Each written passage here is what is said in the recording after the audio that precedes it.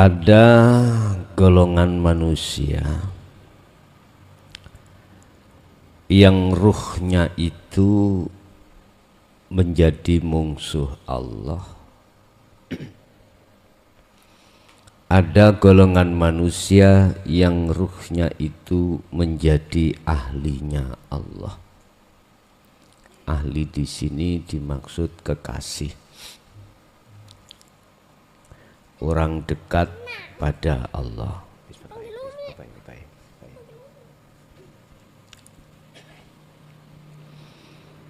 Orang yang menjadi musuhnya Allah di dalam Al-Quran disebut sebagai orang-orang yang ingkar terhadap ajaran Rasulullah. Surat Maidah ayat 115, ketika Allah menurunkan hidangan di tengah-tengah umat, di situ ada golongan yang tidak mau menerima hidangan, alias mengingkari atas hidangan tersebut. Lah, hidangan yang dimaksud di sini adalah rizki. Rizki itu adalah pemberian Allah. Yang bukan dimaksud rizki itu berupa materi, bukan.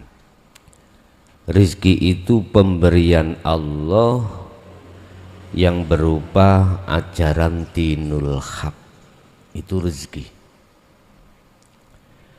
Tatkala hati manusia gersang, gersang berarti tandus, tandus berarti tidak ada kehidupan. Bahasa Quran Allah banyak memakai kinayah isaroh yang disebut sebagai ma'ul mator, air hujan.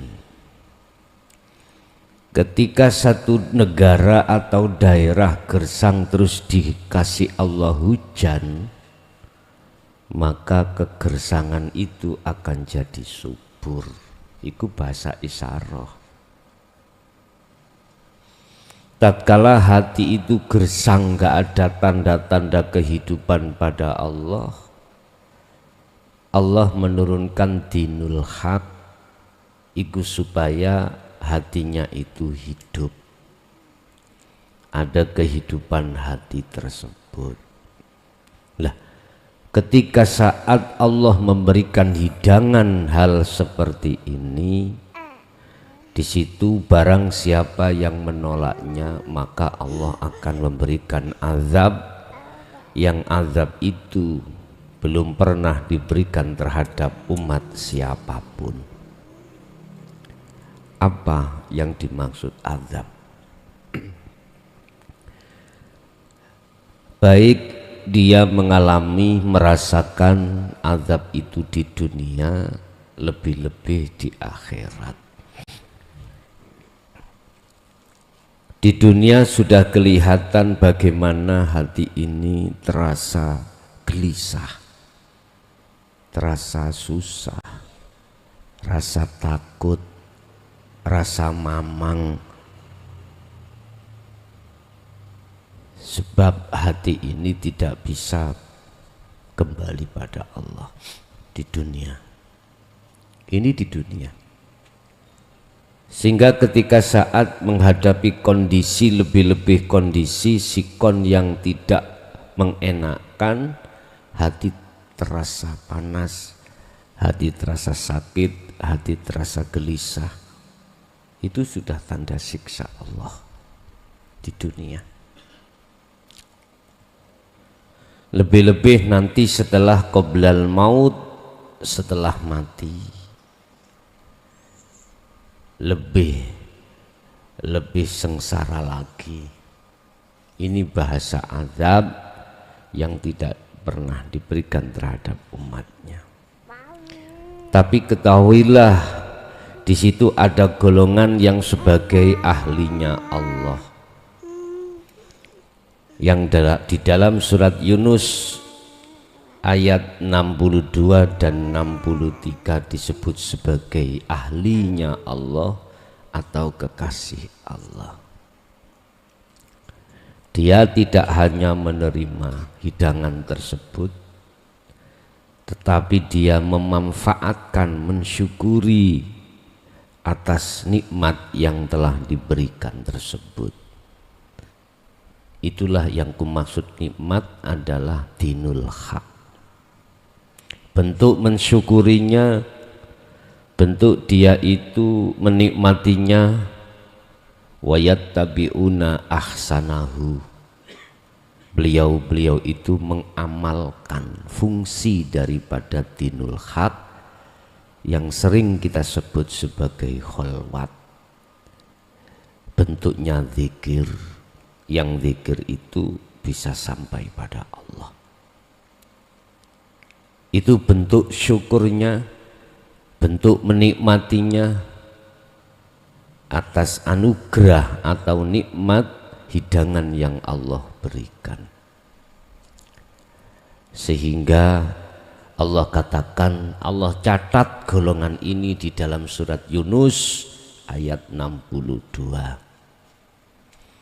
Ala inna auliya Allah, ingatlah sesungguhnya para kekasih Allah itu la khaufun, tidak ada rasa wedi, takut, alaihim ing atasi mereka. Artinya nggak ada rasa takut itu gini, walahum yahzanun, dan juga tidak ada rasa khawatir alaihim ing atasi mereka. Maksudnya takut, nggak ada rasa takut dan gelisah itu bagaimana? Khawatir nggak ada. Gini, berhubung hati itu basirohnya melihat Allahnya, berhubung hati itu hanya beriman pada Allahnya, tidak terhadap makhluknya, yang sebagai pemeran, yang sebagai penggerak, dia menempatkan diri mengalir dan mengikuti apapun kata si bos itu. Udah, dia nggak bisa mengelak dari kenyataan. Dia nggak sibuk dengan dan tidak terpengaruh dengan hal-hal yang bersifatkan wajah dunia. Ndak. Wajah dunia itu tidak menjadikan berpalingnya dia dari Allah, tidak. Wajah dunia tidak menjadikan penghalang darinya, tidak. Justru oleh karena dia itu menghadapkan wajahnya pada Allah, terhadap wajah Allah itulah akhirnya tidak ada rasa takut. Besok aku makan apa, sekarang nggak ada rasa takut. Apapun yang akan dihadapkannya, baik di dunia lebih-lebih di akhirat nanti, setelah dia meninggal, nggak ada rasa khawatir, nggak ada rasa takut. So aku iki ditakoni malaikat mungkar nakir apa gah, ora duwe rasa khawatir. Iki kalau setelah meninggal. So saya itu dihisab, dileboknin rokok atau tidak, nggak ada rasa khawatir atau takut, nggak ada. Lah wong di dunia sudah tidak mempunyai rasa khawatir dan takut terhadap wajah-wajah dunia kok, apalagi setelah kematian malah bebas. Sesungguhnya dalam satu makalah ketika saat di dunia itu ruhaniyah itu terbelenggu, terikat dengan wajah-wajah dunia, terikat sebenarnya itu, tapi dia tidak bisa mengelak, tetap dia mengalir aja apa kata si bos begitu. Itu kan disebabkan karena para kekasih Allah itu kan sudah memegang sirul asrar. Tidak bisa ruhaniyah ini hanya beriman pada Sang Kholik manakala kita itu belum membawa sirul asrar, nggak bisa. Paling-paling hanya menyebut itu aja, belum bisa iman sepenuhnya terhadapnya, nggak bisa. Jadi ini gak usah saya urai karena proses, karena sudah ayat ini sudah menyebut aulia, beberapa kekasih. Dia nggak sibuk dengan wajah-wajah dunia itu, nggak sibuk. Makalah lagi mengatakan ketika saat kita melihat wajah dunia itu laksana kita ketika saat melihat gunung itu ya, indah. Saya melihat gunung, ada tanaman ini, pokoknya indah. Tapi ketika saat kau masuk di dalamnya, apa yang terjadi di dalam? Monyet, garangan, ulo, asu, babi, apapun di situ. Dipandang dari jauh kelihatannya menyejukkan, mengindahkan. Itulah sifat wajah dunia itu, memang seperti itu. Enak be iya di pabrik le anggitmu munyer. Iya, sama dengan orang berpandangan enak be jadi kepala desa. Iya, Anda belum merasakan bagaimana beratnya kami untuk ngerekso sirul asrar itu. Enak-enak awakmu ana jero pondok gak pate ana tantangan. Iya, dipandang dari luar memang kelihatannya indah. Setahun anggaran 2 miliar punjul, wah paena mangkane kok ya wis langsung del gawe omah. Gak ruwo duit teko ndi. Del tumpakane mobil. Enak. Iya. Sungguh jane dipandang. Tapi coba rasakno dhewe, ngelu-ngelu awakmu nek amanah lho ya. Nek gak amanah memang betul sembarang diceglak gampang. Wah enak memang. Tapi rasa enak sing koyok gitu jangan dikira di belakangnya itu nggak ada bom waktu. Bom waktu. Diperiksalah kau, ada temuan raisok turu. Saya melihat pejabat-pejabat kalau sudah dipanggil KPK, ya tenan. Satu sisi mempertahankan jabatannya, ya. Satu sisi malu manakala memang dinyatakan bersalah. Satu sisi lagi gak iso turu, gak iso mangan. Inje.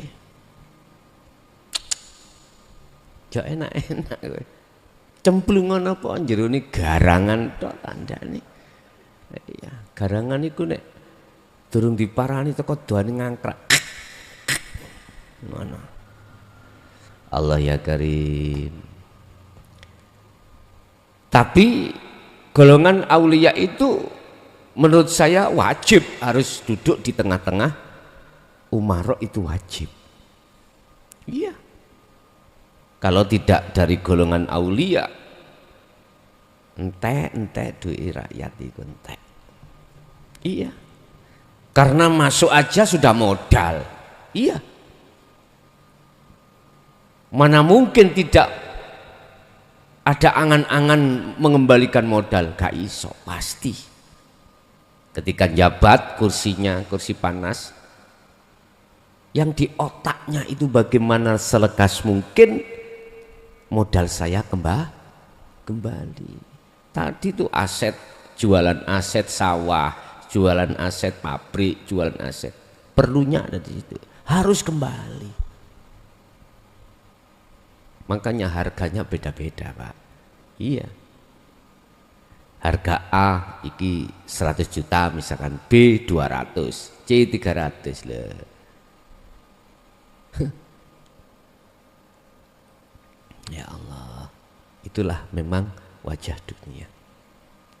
Kelihatan indah kalau dicengklungi banyak kewan-kewan buas di situ. Lah, mereka-mereka yang sudah hatinya dikasih Allah setempel aulia, apa yang Allah katakan, la khaufun alaihim walahum yahzanun. Oleh karena dia selalu memegang teguh tali Allah, dia sibuk melihat wajah Allah, maka seindah apapun, sebesar apapun wajah dunia tidak akan menjadikan sandungan halangan terhadap dia untuk pada Allah, karena sistem sudah di bawah. Sirul asas sudah di bawah. Kalau menurut sistem itu enggak bisa salah.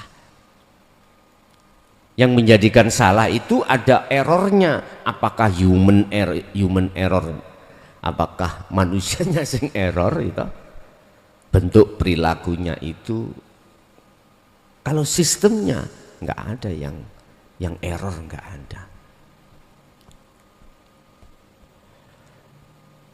Siapakah mereka yang disebut sebagai aulia Allah, yang di situ sifatnya itu tidak ada rasa khawatir atau rasa takut dikarenakan sibuk bersenggama dengan Allah?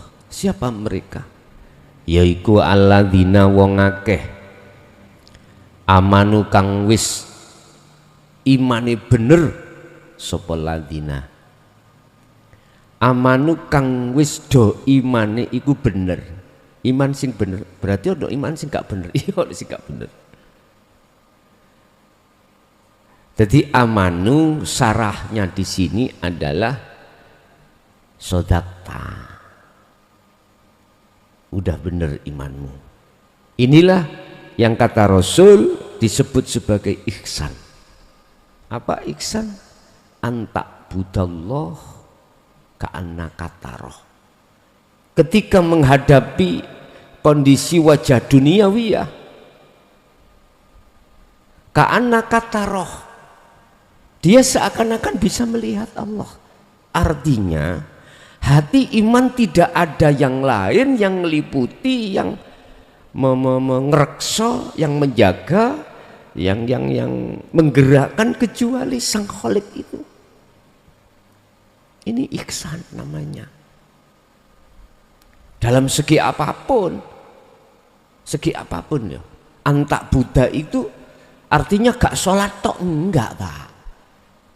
Di luar aktivitas sholat apapun itu masuk dalam antak Buddha. Nyembah, menghadap. Mengapa dikatakan antak Buddha? Karena ruhaniyahnya itu wajahnya ruh menghadap kepada wajah Allah. Kemarin sudah saya sampaikan. Titik kebenaran iman itu ada di surat Al-An'am 79 yang menceritakan Nabi Ibrahim. Inni wajjahtu wajhiya lilladzi fataras samawati wal ardo hanifan. Dapuke, tingkepe, tangkepe wajah ruh ke wajah Allah. Wajah ruh imanul haq, bukanya dari hanya lewat sirul asrar di su'aul basiroh itu. rasa. Ini wajah ruh itu ya itu. Lah wajah Allah hidup yang melimputi semua apapun. Hal ini dituangkan Allah dalam salah satu surat tentang masalah pelimputan. Siapa yang melimputi bikulli syai'in mukhaiton, dialah Allah Subhanahu wa taala yang melimputi semua segala apapun. Ikilah amanu yang dimaksud ayat ini. Sodakta. Ini pernah kuceritakan salah satu calon kekasih Allah ketika menyembah itu masih disalahkan Allah. Loh, orangnya itu alim Pak Bu. Pondoknya gak kayak Jabaru ini legrek. Wong dikon turunin gedek. Ndak kayak ngono. Pondok iku weh gedong ribuan santrinya. Kita ngimami, ketika ngimami hatinya terbesit. Di dalam hatinya ada gambar-gambar santri, gambar pengikut, gambar macam-macam. Allah mengatakan apa? Kadzabta, awakmu iku bohong. Jari madhep nang aku, nyatani menghadap pengikut, bohong. Nangis Pak. Ketika didukani Allah, dimarahi Allah, nangis. Akhirnya apa? Nggak mau ngimami, nggak mau. Santri ini wis nyingkriyo. Nyingkrih piye toh? Ribuan nih. Akhirnya ngalih, nggak mau mulang, nggak mau apapun, nggak mau, di rumah saja. Ya Allah. Sholat lagi dia, wong bojone 6 ya Pak. Gak ono sing elek-elek, ayu kabeh. Mlebu ning jero ngene. Ning bojo ono gambar, ning ati ono gambare bojo. Ya. Si nomor 1, nomor 2, nomor 3 sampai nomor 6. Allah mengatakan, kadzabta. Bohong kamu. Ya Allah. Apa selanjutnya? Ditinggal. Sampai gelem ngepek. Ditinggal kali beliaunya ditinggal. Lho nggih sik enom-enom ya ayu. Sing mburi nggih Bos kula durung rabi.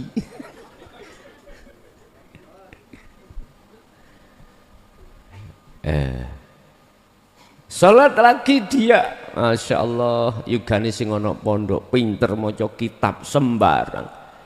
Gambar anak ning jero iki. Kadzabta, bohong kau.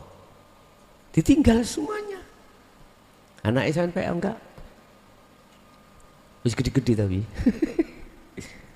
Wis ditinggal lagi. Ya Allah Pak, wong jenenge kiai iku. Klambi mosok tuku. Ditukokno. Apik-apik sarunge BHS tok. Jenenge cara kiai sing masyhur Pak. Orang kalau membelikan gak mungkin toh kain wol. Gak mungkin toh, paling gak kain wis. Jenenge kiai wis internasional ya Pak. Jadi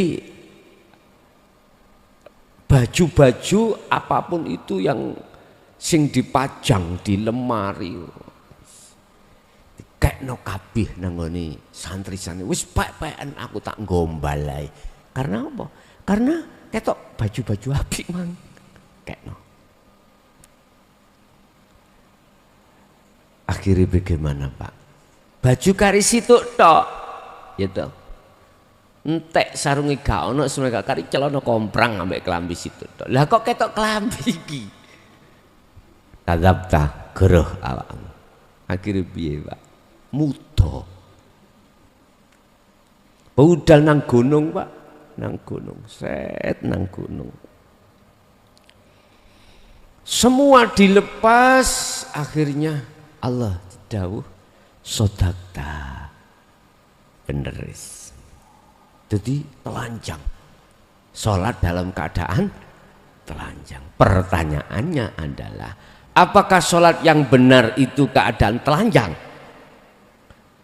Ngaji ku ojo turu, sampean tutup no, ojo mandek ngaji ning kene. Ternyata itu adalah isyarah. Ketika Anda fa'buduh, ketika Anda dikatakan nyembah yang sebenarnya, iman yang sebenarnya disebut ihsan, urusan duniawiyah itu jangan ada di dalam hati. Makanya di situ dikatakan anta budallaha ka'annaka tarah. Seakan-akan kau bisa melihat Allah. Karena selain Allah sudah tiada. Sudah tiada. Bukan nih harus mudot telanjang bulat, telanjang bunder secara syar'i yora. Silakan. Bukan berarti istrimu kau tinggalkan, tidak. Iku sanepan, Pak, niku sanepan. Santri-santrimu kau tinggalkan dan lain sebagainya. Bukan artinya itu ruhaniyahmu itu tinggalkan iman selain Allah. Yang saya urai mulai awal tadi, santri, bojo, anak, baju, apapun pangkat diletakkan. Lah Anda kalau tidak memegang sirul asal nggak bisa. Kalau ngomong bisa bohong itu, bohong. Iki sistem gak kena sampean bohongi, gak bisa.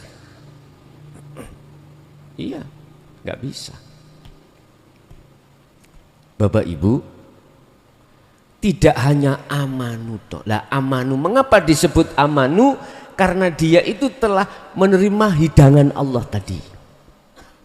Hidangan yang dihadangkan Allah, dihadapkan Allah, Maidah 115 itu dia terima.